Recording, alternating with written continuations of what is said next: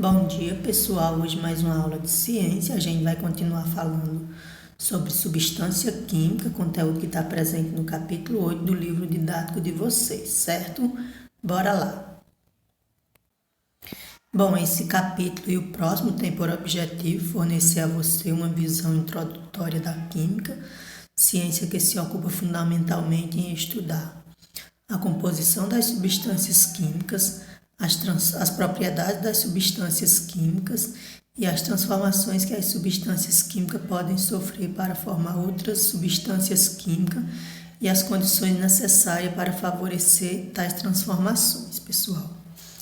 Bom, os químicos eles consideram que substância química é uma porção de matéria que tem propriedades bem definidas, que eles são características, certo? Tais propriedades incluem o ponto de fusão, o ponto de ebulição, a densidade, o fato de ser ou não inflamável, a cor do material e entre muitas outras, certo? Duas substâncias diferentes, elas podem eventualmente ter algumas dessas propriedades em comum, mas nunca todas elas, certo? Aqui está uma imagem mostrando três substâncias diferentes, certo? Vocês podem ver no livro de vocês. A substância enxofre e mostrando o ponto de fusão, o ponto de ebulição e a densidade. A substância ferro, mostrando também as mesmas propriedades. E a substância cloreto de sódio, mostrando também ponto de fusão, ponto de ebulição e densidade. A gente pode ver que cada uma dessas substâncias apresenta essas propriedades diferentes umas das outras, certo?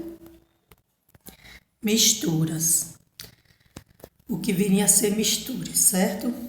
Bom, a água possui densidade de 1 grama por mililitro, como a gente viu na aula passada, e o cloreto de sódio ele possui densidade de 2,17 gramas por mililitro, certo? No entanto, se a gente misturar um pouco de cloreto de sódio, que é o sal de cozinha, a um pouco de água, a gente vai obter uma mistura ou uma solução, certo? Cuja densidade e as outras propriedades ela vai ser diferente do sal e da água isoladamente, certo? Aí aqui eu trouxe essa tabela que está no livro de vocês também, certo? Apresentando a porcentagem de sal adicionada a uma quantidade de água, certo? E sua densidade, certo? Então, vocês podem consultar essa tabelinha no livro de vocês e eu recomendo que consulte, que é interessante vocês entrarem em contato com esse conteúdo, certo? Então, se nós misturarmos um pouco de sal, por exemplo, a um pouco de água e mexermos até que todo o sal desmanche, nós vamos obter uma mistura, obviamente, uma mistura homogênea.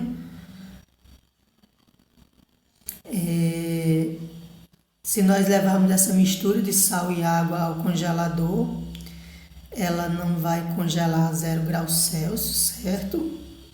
Porque a gente viu na aula passada que se a gente levar água pura ao congelador, ela vai congelar a 0 graus Celsius e a temperatura vai permanecer constante durante o congelamento. Se a gente levar a água pura ao fogo, ela vai ferver a 100 graus Celsius e a temperatura, durante a ebulição, a temperatura vai permanecer constante, certo? No entanto, se eu misturar sal de cozinha a água e levar ela ao congelador, ela não vai congelar a 0 graus Celsius, ela vai congelar a uma temperatura inferior a 0 graus Celsius, certo? E a temperatura também não vai permanecer constante durante o congelamento, ela vai diminuir gradativamente. A temperatura exata em que ela começa a congelar, certo?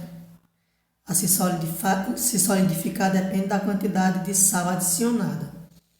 Se eu pegar a mesma mistura de água e sal e levar ela ao fogo também, ela não vai entrar em ebulição a 100 graus Celsius, certo?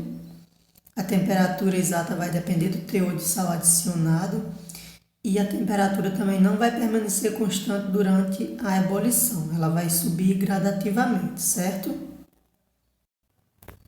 Como a gente pode perceber, essa solução de água e sal, ela possui propriedades que não são características nem do sal puro e nem da água pura, certo? Possui uma propriedade que é típica dessa solução, dessa mistura de água e sal, certo?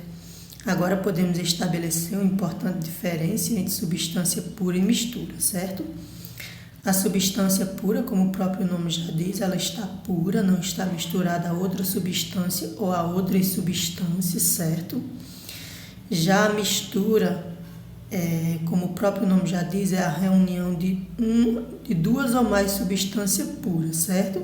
Que a partir do momento que elas são misturadas, elas deixam de ser chamadas substância pura e passam a ser chamadas substâncias componentes da mistura, certo?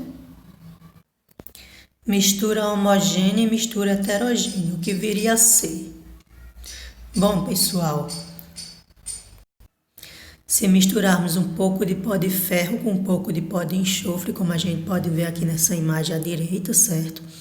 Obteremos uma mistura na qual ela não vai ter propriedades iguais em toda a sua extensão, certo? Apesar do pó de ferro estar misturado ao pó de enxofre, o ferro continua a apresentar suas propriedades de ferro, ou seja, ponto de fusão 1538 graus Celsius, sua densidade, certo? E o pó de enxofre também vai continuar apresentando suas propriedades características, certo? Ponto de fusão 95 graus Celsius, sua própria densidade. Então, é uma mistura que não tem propriedades iguais em toda a sua extensão, é uma mistura heterogênea, certo? Já se nós adicionarmos um pouco de cloreto de sódio à água, certo? E mexermos até todo o sal derreter, nós vamos obter uma mistura que tem propriedades iguais em toda a sua extensão, certo? Então, se eu pegar esse sal que está aqui na imagem da esquerda e adicionar esse copo de água, nós vamos obter uma mistura com todas as propriedades iguais em toda a sua extensão, ou seja, qualquer porção dessa água que eu pegar, ela vai apresentar o mesmo ponto de fusão, o mesmo ponto de ebulição e a mesma densidade, certo? A água e sal, portanto, é uma mistura heterogênea, certo? Que tem propriedades, aliás, é uma mistura homogênea, certo? Que tem propriedades iguais em toda a sua extensão, certo? Então, ferro e enxofre é uma mistura heterogênea, certo? Heterogênea porque não apresenta propriedades iguais em toda a sua extensão. Já água e sal é uma mistura homogênea, uma mistura que tem propriedades iguais em toda a sua extensão, certo? Quanto ao número de fase, que é uma propriedade que os químicos eles consideram muito importante quando estão estudando uma porção de matéria, seja ela substância pura ou mistura, certo? Então, quanto ao número de fase, as substâncias, as misturas homogêneas, elas sempre vão se apresentar em uma única fase, certo? Eu já falei por quê? Porque elas têm propriedades iguais em toda a sua extensão. Então, mistura homogênea apresenta apenas uma fase. Já as misturas heterogêneas, elas podem apresentar duas ou mais fases, como a gente pode ver aqui nessas fotos. Na foto da direita, a gente tem uma mistura de água e óleo, certo? Então, a gente pode ver nesse copo que está mais à frente, a gente pode ver que o óleo ele fica todo sobre a água, certo? E a água toda abaixo do óleo, então é uma mistura heterogênea que apresenta duas fases, certo? E a gente pode ver aqui na imagem da direita também o pó de enxofre misturado ao pó de ferro. A gente pode ver que é uma mistura heterogênea que apresenta duas fases, certo? Duas fases. Por quê? Porque ela não apresenta propriedades iguais em toda a sua extensão, certo? Então, como eu já falei, apesar do pó de ferro estar misturado ao pó de enxofre, cada um deles ainda apresenta suas propriedades características, certo? Então, mistura heterogênea sempre vai apresentar duas ou mais fases, certo? E mistura homogênea sempre vai apresentar uma única fase. As fases da mistura heterogênea, elas podem ser contínuas, certo? Como no caso da água e do óleo. Como eu já falei, a gente pode ver que toda a água fica embaixo e todo o óleo fica em cima. Então, água e óleo é uma mistura heterogênea que apresenta duas fases contínuas, certo? Já no caso do pó de enxofre com o pó de ferro, é uma mistura heterogênea que apresenta duas fases descontínuas, certo? Porque tem pó de ferro e pó de enxofre para todo lado, certo? Eles não têm continuidade. Então, pó de ferro e pó de enxofre é uma mistura heterogênea descontínua, certo?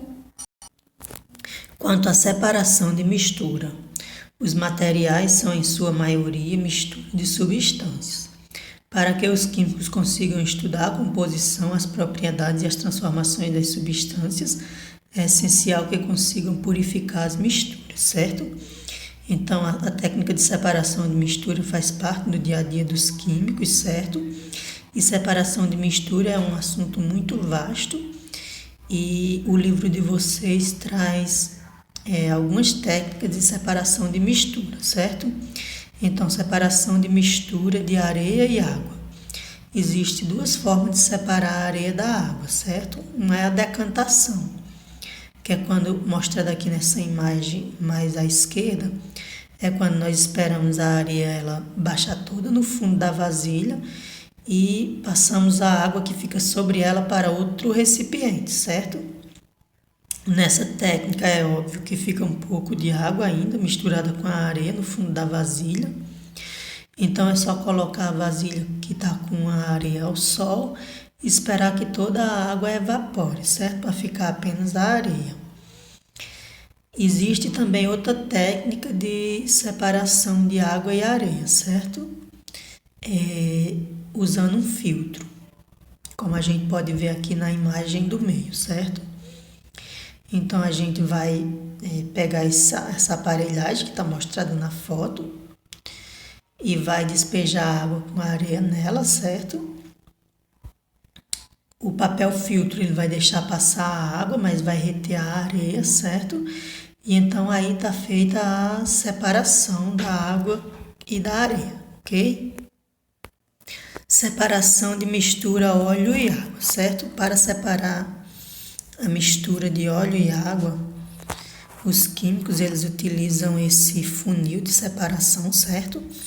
Onde é colocada a mistura de água e óleo e obviamente que o óleo ele vai ficar sobre a água, certo? Porque o óleo ele é menos denso do que a água, então todo o óleo vai ficar em cima e toda a água vai ficar embaixo. Então os químicos eles abrem a torneira desse funil de separação e espera toda a água descer através do funil caindo em outro recipiente.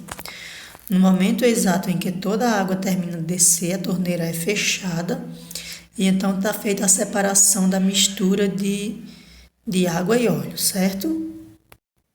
Quanto à separação da mistura de água e sal, certo? Pode ser usada a técnica de evaporação, que é quando a gente coloca a mistura num recipiente e coloca ao sol, por exemplo, até que toda a água evapore, restando no interior do recipiente apenas o sal, certo? E essa técnica é muito usada nas grandes salinas para produzir o sal, onde a água do mar ela é presa em tanques, como a gente está vendo aqui nessa imagem à esquerda, e espera-se que toda a água evapore, restando no fundo do tanque apenas o sal, certo? Nessa técnica de evaporação, obviamente que a água ela é perdida, certo? É aproveitada só o sal. Quando os químicos querem separar a mistura de água e sal e aproveitar os dois materiais, ou seja, a água e o sal, eles usam a técnica de destilação, que é essa que a gente está vendo aqui na direita, certo? Então, eles usam essa aparelhagem que está mostrada aqui na foto, onde a mistura é aquecida, certo? A água entra em ebulição, mas o sal não entra. Então, quando o vapor de água sobe, ele passa por dentro desse condensador, certo? Onde ele volta à forma líquida e é aproveitado aqui nesse recipiente mais à direita, certo? Então, existe aí essas duas técnicas de separação de mistura de água e sal, a evaporação e a destilação, que é quando são aproveitados os dois materiais. Aqui um slide com as mesmas recomendações de sempre, certo? E as questões que vocês vão ter que responder. A questão 11 e 12 do livro didático, certo?